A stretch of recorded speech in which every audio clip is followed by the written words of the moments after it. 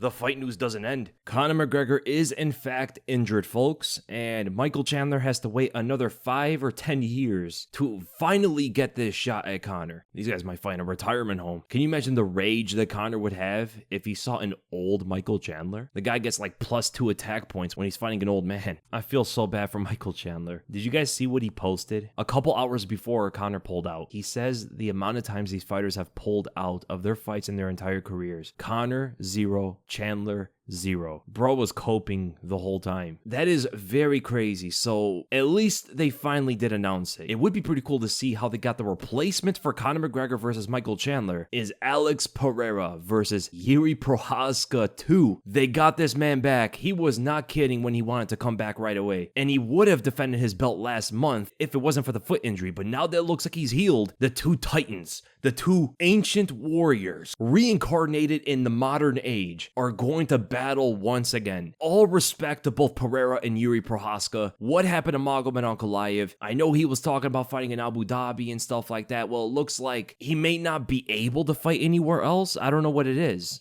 Is it similar to the whole Hamza situation? The Hamza couldn't fight in America? Well, Prochazka is stepping in also very quickly. They both fought on the same card at UFC 300, and they're both going to be fighting 2.5 months later. These are warriors, man. These are the guys. These are the kind of fighters that are always going to get everybody's respect. And yo, Jiri was actually doing pretty good in their fight before he got hit by the left hook. He was landing some good punches. He put good pressure in moments in that second round. Took down Alex Pereira. I wonder if he's going to use the same game plan for this fight, because he said that he knows the mistakes he made last time, and he looks to correct them the next time he fights Pereira. But how does Pereira adjust now? Is his takedown defense going to look even better than last time? That's going to be really interesting. In the first fight, Pereira's leg kicks were destroying Prochazka. Jiri has to start checking those kicks and not extend as much in his punches, dropping his guard afterward, because he will still get countered by the left hook. And we know at this point that Pereira is one of the only guys that can TKO Jiri Prochazka like that. I mean, Alexander Rakic was lighting Jiri up like a Christmas tree, and that guy was not going away. He just kept coming forward and eventually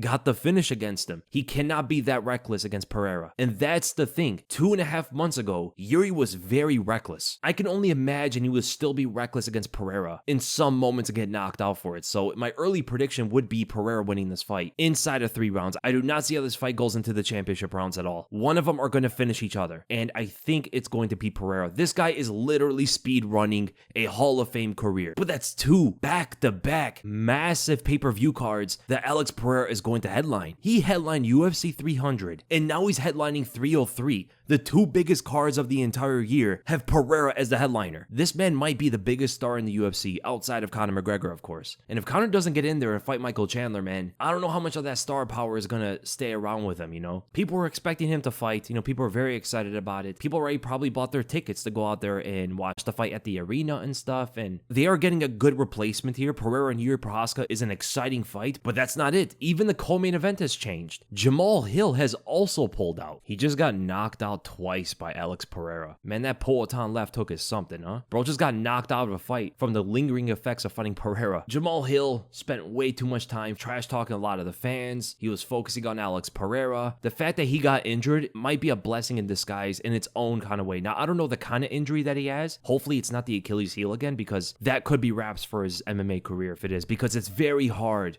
to recover from 1 Achilles tear, let alone 2. I hope it's not that. But this will give him better time to recover from the knockout loss to Pereira. That's why it's a bit of a blessing in disguise for him, because I don't think he was ready to take the power of Carlos Ulberg in that quick of a turnaround from a knockout loss. Now he's going to be able to rest his brain. Even though something else on his body is injured, he's going to be able to heal that while his brain recovers as well. And instead of Jamahal Hill, Carlos Ulberg is fighting the GOAT on paper. Anthony Smith is jumping in to fight Ulberg. I don't think Anthony Smith beats Carlos Ulberg, especially on short notice like that. Even though Ulberg was a short notice replacement, this is worse, right? And I think if they both had a training camp, Ulberg probably beats Anthony Smith. It's a more logical step up in competition for Ulberg from beating Alonzo Menafield. It makes a lot more sense ranking-wise, but that's actually not the co-main event anymore. That was the previous co-main event. They're moving it down, and they're putting in Brian Ortega versus Diego Lopes as the official co-main. So that matchup is in fact correct. So all respect to all of these guys, man. They're all stepping in the fight. It's a very big card. Alex Pereira, Jiri Prochazka, Diego Lopes, Brian Ortega, Anthony Smith, Carlos Ulberg, like all these guys deserve so much respect for stepping up on short notice like that.